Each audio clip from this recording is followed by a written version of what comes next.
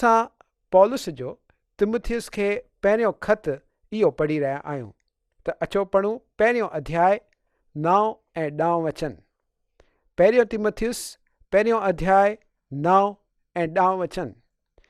इहो ॼाणे करे त व्यवस्था धर्मी ॼणनि जे लाइ कोन्हे, पर अधर्मियुनि, निरंकुशनि, भक्तिहीननि, पापियुनि, अपवित्र ऐं अशुद्ध माण्हुनि, माउ पीउ जो घात करण वारनि, हत्यारनि, व्यभिचारनि, पुरुषगामियुनि, इंसान खे विकिरण वारनि, कूड़ ॻाल्हाइण वारनि ऐं झूठी क़स्मूं खाइण वारनि ऐं हिननि जे अलावा खरे उपदेश जे सभु विरोधियुनि जे लाइ बीहारी वई आहे। व्यवस्था धर्मी इंसान लाइ कोन ॾिनी वई आहे, उहो जेको मसीह में विश्वास जे करे धर्मी बणायो वियो आहे। अहिड़ो माण्हू परमेश्वर साम्हूं हिकिड़े अञा मथे सिरे ते सॾियो वियो आहे। व्यवस्था अधर्मियुनि लाइ ॾिनी वई हुई।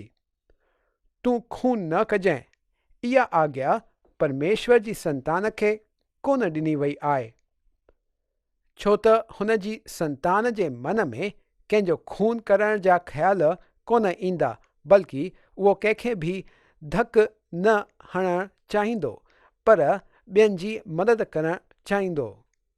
इहा आज्ञा हुन इंसान खे ॾिनी वई हुई जेको दिल खां हत्यारो आहे। इहा आज्ञा नैसर्गिक इंसान खे काबू में रखण लाइ ॾिनी वई आहे। व्यवस्था व्यभिचार करण वारनि लाइ ॾिनी वई आहे ऐं हुननि लाइ जेके पुरुषगामी आहिनि, माण्हुनि खे विकिरण वारनि, जेके कूड़ा आहिनि ऐं हुननि लाइ जेकी कूड़ी क़स्मूं खाईंदा आहिनि, उहे जेके मसीह वटि आया आहिनि। हुननि व्यवस्था जे द्वारा उद्धार कोन प्राप्त कयो, पर परमेश्वर जे अनुग्रह द्वारा प्राप्त कयो। मसीह में विश्वास करण वारनि खे हिकिड़े मथे सिरे ते जीवन जॻण लाइ आणियो वियो आहे, जेको व्यवस्था खां बि मथे आहे। इहे मिसालूं शायदि तव्हांखे सम्झण में मदद कंदियूं। कल्पना कयो त हिकिड़े न्यायाधीश जे साम्हूं हिकिड़े अपराधीअ खे आणे बीहारियो वियो आहे। उहो दोषी आहे ऐं हुन खे हिकिड़ो वॾो जुर्मानो भरणो आहे ऐं हुन खे कैद में रहणो पवंदो। पर वरी न्यायाधीश चए थो, मुंहिंजो हिकु पुटु आहे जेको हिन कैदीअ ते प्रेम कंदो आहे। हिन माण्हूअ अपराध कयो आहे ऐं मूंखे हिन खे दोषी बीहारणो पियो आहे, पर तॾहिं बि मुंहिंजो पुटु हिन ते प्रेम कंदो आहे। मुंहिंजो पुटु धनी आहे ऐं उहो हिन शख़्स जो जुर्मानो भरण लाइ तयारु आहे। हेतिरो ई न, उहो त हिन लाइ कैद में बि वञण लाइ तयारु आहे। इन्हीअ करे हिन अपराधीअ जो जुर्मानो पूरी तरह सां भरियो वियो आहे ऐं मां हिन खे पंहिंजे घर वठी वेंदुसि ऐं पंहिंजो पुटु करे हिन सां व्यवहार कंदुसि। पोइ जॾहिं न्यायाधीश हुन छुटियल अपराधीअ खे घर वठी वेंदो, उहो हुन खे निर्गमन जे 20 अध्याय जे 13 ऐं 15 वचन मां अहिड़ा लफ़्ज़ कोन चवंदो, तूं खून न कर या तूं चोरी न कर। उहो माण्हू हाणे न्यायाधीश जो पुटु आहे। उहो हाणे हुन सां परिवार जे सदस्य सां प्यार सां हलण जी ॻाल्हियूं कंदो। हुन खे खाधे जी मेज़ ते वेही कहिड़े नमूने बर्ताव करणु खपे। हुन न्यायाधीश जी ज़ाल जेकी हाणे हुन माण्हूअ जी माउ जहिड़ी आहे, हुन जो आदर कीअं कजे, पारिवारिक कमनि में हथु कहिड़े नमूने विझिजे, इहो सभु सेखारींदो। छा तव्हां ॾिसो था त हाणे हिन माण्हूअ सां बर्ताव करण जो आधार ई पहिरियों खां अलॻि आहे। परमेश्वर बि हुन पापीअ सां अहिड़े ई नमूने बर्ताव कयो जॾहिं हुन पापीअ मसीह खे स्वीकारियो। असां व्यवस्था जे मथां ऐं हुननि खां पार आहियूं। व्यवस्था हाणे हुन माण्हूअ लाइ आहे जेको ॿाहिरि घुमंदे अपराध करे रहियो आहे, कानून तोड़े रहियो आहे। इहा व्यवस्था हुन झूने स्वभाव खे, देह खे काबूअ में रखण लाइ ॾिनी वई आहे। अचो त अञा हिकु मिसाल ॾिसूं। रेल जे स्टेशन ते हिकिड़ो आराम या इंतज़ारु करण जो कमिरो हूंदो आहे जेको जनता लाइ खुलियल हूंदो आहे। हुन कमरे जे भितनि ते असां ॾिसूं था कुझु नियम लिखियल हूंदा आहिनि। ज़मीन ते थुको न ऐं कचिरे जो दॿो वापरियो। पर अगरि असां कमरे में नज़र फेराई त असां ॾिसूं था त नियम जो पालन बिल्कुलु कोन कयो वियो आहे। कमिरो पाण जे थुकनि सां हिते हुते फिटी कयल कचिरे सां कंदो थियल पियो आहे। कंहिं बि भितनि ते लिखियल नियमनि ते ध्यानु कोन ॾिनो। पोइ अगरि असां कंहिं मसीही परिवार जे घर में वञूं त भित ते नियम जे बजाए ख़ूबसूरत तस्वीर नज़र ईंदियूं ऐं घर थुकनि ऐं कचिरे सां कोन भरियल हूंदो पर साफ़ ऐं ख़ूबसूरत पियो हूंदो। स्टेशन ते नियम आहिनि पर घर में अनुग्रह आहे। व्यवस्था जे हेठां हूंदे इंसान कॾहिं बि नियम पालन कोन करे सघियो। हुननि जे हद ताईं ही कोन पहुची सघियो। इन्हीअ करे उहो हुननि खे तोड़ंदे हलंदो रहियो आहे। कृपा जे हेठां इंसान परमेश्वर जे परिवार में आणियो वेंदो आहे जिते उहो न खून कंदो ऐं न ई कूड़ ॻाल्हाईंदो। अगरि हुन अहिड़ो कुझु कयईं त उहो परमेश्वर जी संगतीअ में कोन रहंदो। ऐं हिननि जे अलावा खरे उपदेश जे सभु विरोधियुनि जे लाइ बीआरी वई आहे। शायदि पौलुस खां कुझु ॻाल्हियूं छुटिजी वयूं हूंदियूं। इन्हीअ करे हुन इहे अखर हुन वचन में मिलाए छॾिया। हिन सां हर उहो पाप जेको छुटिजी वियो आहे या जंहिंजो ज़िक्र कोन कयो वियो आहे उहो बि शामिल थी वेंदो आहे। हाणे असां 11हों वचन पढ़ंदासीं। इहो ई परम धन्य परमेश्वर जी महिमा जे हुन सुसमाचार जे अनुसार आहे जेको मूंखे सौंपियो वियो आहे। वरी सां पौलुस हिते अहिड़ी ॻाल्हि तिमुथियुस खे लिखे थो जेकी हुन कलीसियाउनि खे लिखियल कंहिं बि ख़त में कोन लिखी हुई। छा इहो ॻाल्हाइण जो हिकु अद्भुत ऐं ख़ूबसूरत तरीक़ो आहे। हाणे 12हों वचन पढ़ंदासीं। मां पंहिंजे प्रभु मसीह ईश्वर जो जंहिं मूंखे सामर्थ ॾिनो आहे शुक्र कयां थो त हुन मूंखे विश्वासयोग्य सम्झी करे पंहिंजी सेवा लाइ बीहारियो। मां पंहिंजे प्रभु मसीह ईश्वर जो शुक्र कयां थो। पौलुस हिते मसीह जे प्रभुत्व ते ज़ोर ॾेई रहियो आहे। हुन मूंखे विश्वासयोग्य सम्झी करे पंहिंजी सेवा लाइ बीहारियो। अॼु जे ॾींहं में सेवा जे वीचार जे बारे में घणी ई ग़लतफ़हमी आहे। सभी विश्वासी सेवा में आहिनि। अगरि कोई परमेश्वर जी संतान आहे त उहो सेवा जो हिकु भाग आहे। हर विश्वासी प्रभु यीशु मसीह जो सेवक आहे। पौलुस त अधिकारियुनि खे बि सेवक थो सॾे। परमेश्वर जा सेवक असां चवंदा आहियूं त असां फला फला माण्हूअ खे मतदान कयो या माण्हूअ हुन शख़्स खे हुन पद ते विधो। पर मुंहिंजे ख़्याल सां उहो परमेश्वर ई आहे जेको हुननि खे अधिकार जो उहो पद ॾींदो आहे। अधिकारियुनि खे परमेश्वर जो सेवक मञी पंहिंजे कर्तव्य जो पालन करणु खपे। पौलुस परमेश्वर जो शुक्र थो मञे त हुन पौलुस खे पंहिंजी सेवकाई लाइ बीहारियो आहे। हर विश्वासीअ खे प्रभुअ लाइ कोई न कोई कमु पूरो करणो आहे। अॻिते वधंदे पहिरें अध्याय जो 13हों वचन पढ़ंदासीं। मां त पहिरियों निंदा करण वारो ऐं सताइण वारो ऐं ऊंधहि करण वारो हुयुसि त बि मूं ते दया कई वई छो त मां अविश्वास जी दशा में बिना सम्झे बूझे कम कया हुया। मां त पहिरियों निंदा करण वारो हुयुसि।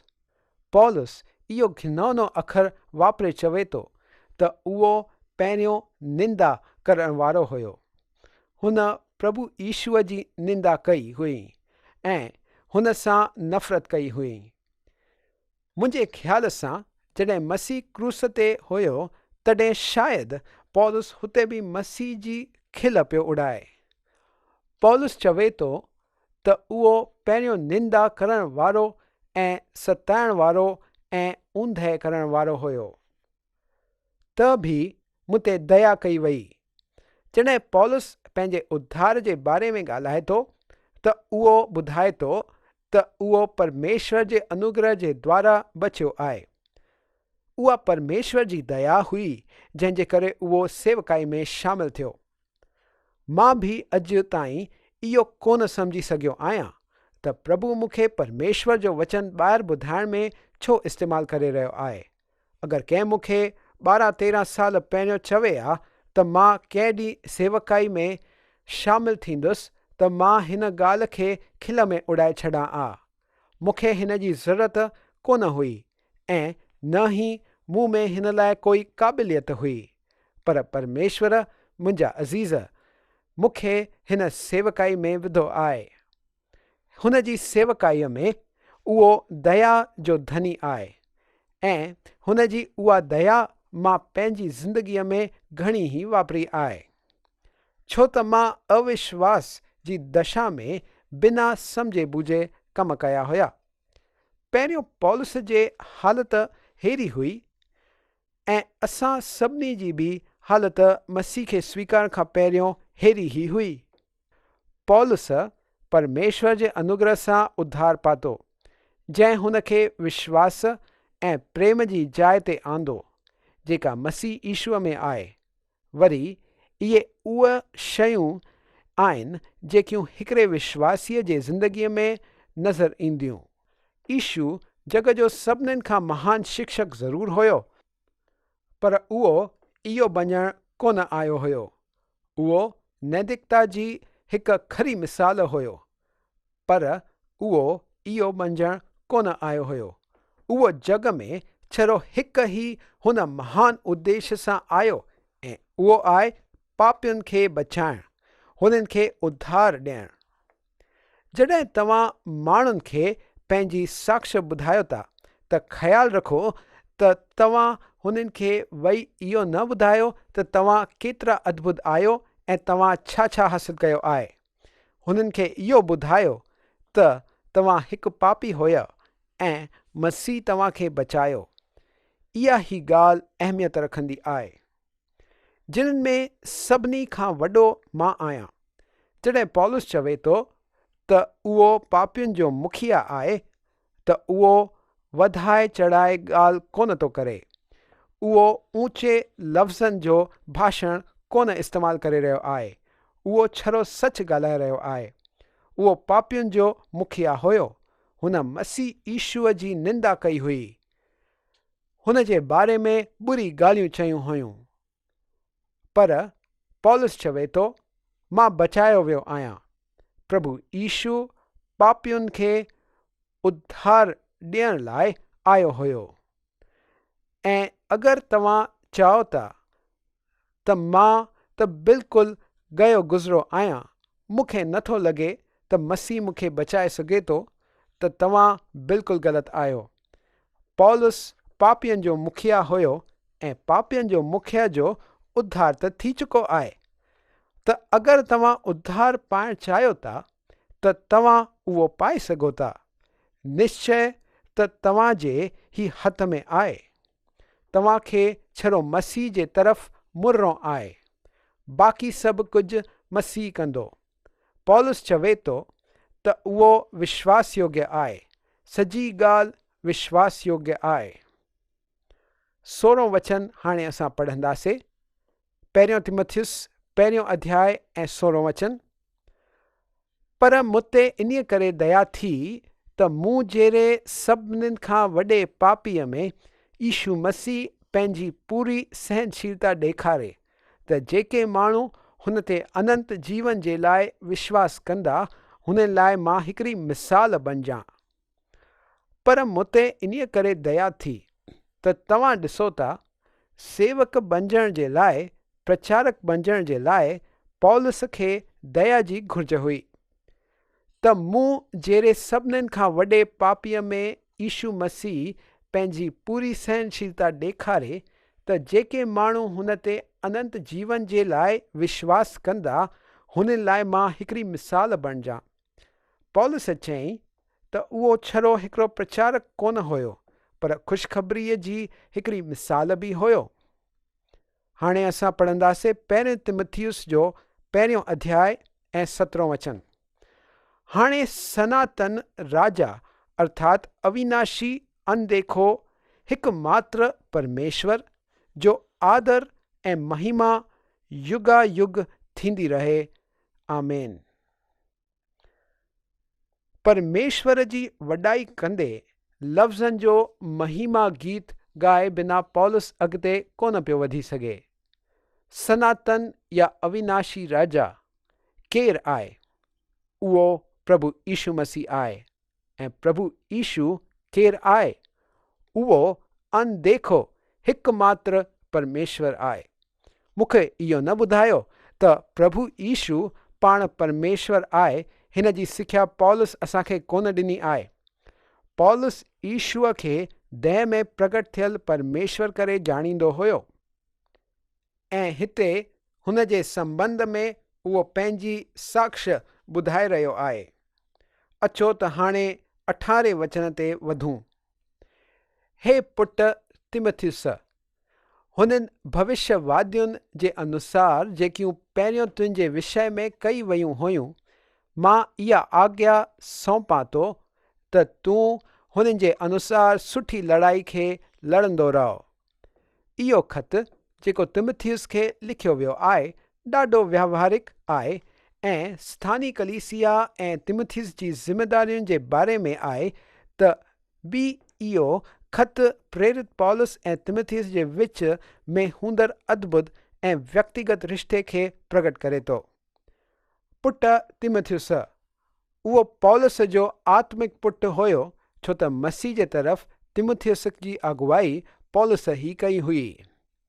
हुननि भविष्यवादियुनि जे अनुसार जेकियूं पहिरियों तुंहिंजे विषय में कयूं वयूं हुयूं, पौलुस खे खरो आत्मिक विवेक हुयो ऐं सबूत जे तौर ते जवान तिमुथियुस खे पाण सां वठी वञणु ऐं हुन खे हुन पहिरियों जी कलीसिया में पंहिंजो पद ॾियण में परमेश्वर ई पौलुस जो निर्देशन कयो हुयो त तूं हुननि जे अनुसार सुठी लड़ाई खे लड़ंदो रह। तव्हांखे बेदिलियो कॾहिं बि लड़ाई कोन लड़णु खपे। तव्हांखे हिकिड़े उद्देश्य लाइ लड़णु घुर्जे ऐं जीत जी अपेक्षा करणु खपे। मसीही हुजण जे नाते तिमुथियुस जो हिकिड़ो खरो दुश्मन हुयो।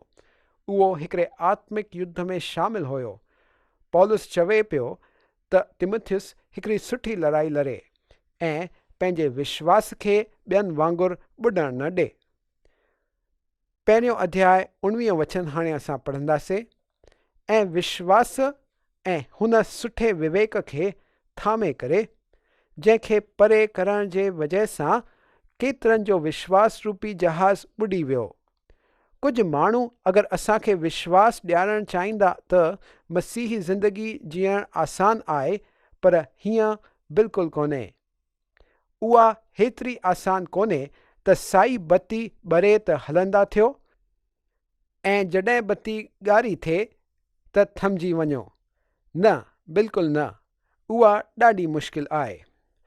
असांजा व्यक्तित्व उलझियल आहिनि ऐं पौलुस चवे थो त असांजी इंसानी बेमेलता ऐं असफलताउनि में खरो ख़तरो आहे।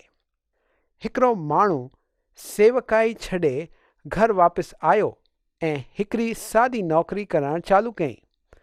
हुन चयो, प्रभु मूंखे हीअं करण लाइ अगुवाई कई। हुन 9 साल सेवकाई जी सिख्या वरितई ऐं पंहिंजी तयारी कई हुई ऐं हाणे वापसि मोटी हिकिड़ी मामूली नौकरी खणी चवे थो त प्रभु हुन खे हीअं करण लाइ चयो। हुन खां पुछियो वियो त छा परमेश्वर अहिड़े नमूने अगुवाई कंदो आहे? त हुन हट कंदे चयो त हा, परमेश्वर अहिड़े ई नमूने अगुवाई कंदो आहे। हुन इहा ॻाल्हि हेतिरी दफ़ा दोहिराइण ते त हीअं लॻणु लॻो त हुन सेवकाई जी इंसानी असफलता में विश्वास मापे छॾियो हुयो। असां सभिनीनि लाइ उहो गंभीर ख़तरो आहे। दोस्त, जॾहिं तव्हां हारिजी था पियो, जॾहिं असांजी ज़िंदगियुनि में मेल बरोबरु कोन थो थिए, तॾहिं असांखे छड़ो परमेश्वर वटि वञी चवणो आहे त असां में खोट आई आहे ऐं असां हुन स्तर ताईं पहुची कोन सघिया आहियूं। पहिरें तिमुथियुस जे हिन ख़त में थोरो अॻिते ई असां पढ़ंदासीं त परमेश्वर ऐं इंसान जे विच प्रभु यीशु उहो अद्भुत मध्यस्थ आहे। असांखे हुन खां डिॼणु कोन खपे त असांजे असफलताउनि ऐं खोट ऐं कमियुनि में असां हुन मध्यस्थ यानी प्रभु यीशु मसीह वटि अची सघूं था। असां जूं असफलताऊं ऐं खोट ऐं पाप ॾेखारनि था त असां हुन खां परे आहियूं। अगरि तव्हां हुन खे न स्वीकारियो आहे त इहा तव्हांजी स्थिति आहे, पर तव्हां हुन खे बदिले सघो था जॾहिं तव्हां हुन खे चओ था कि तूं जेको मध्यस्थ आहे मुंहिंजो प्रभु ऐं उद्धारकर्ता थी वञ। अगरि तव्हां हुन खे क़बूल कंदव ऐं विश्वास कंदव कि प्रभु यीशु मरियल खां वरी जी उथियो त तव्हां बची वेंदव। असांजो हाणे वक़्तु पूरो थी वियो आहे। असां अॼु हिते ई बीह रहंदासीं। हितां खां वरी अॻिते असां ॿिए प्रोग्राम में वधंदासीं।